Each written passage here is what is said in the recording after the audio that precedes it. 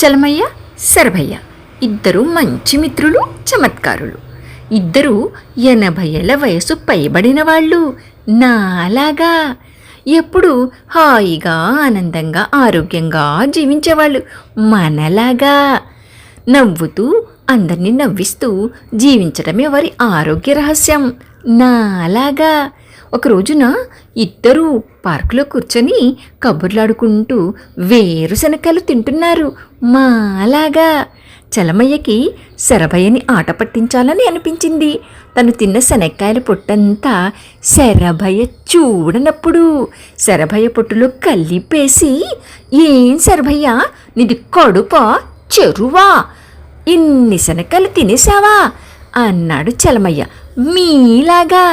శరభయ్య విషయం గ్రహించి, నాది కడుపే చలమయ్యా, నీదే చెరువు.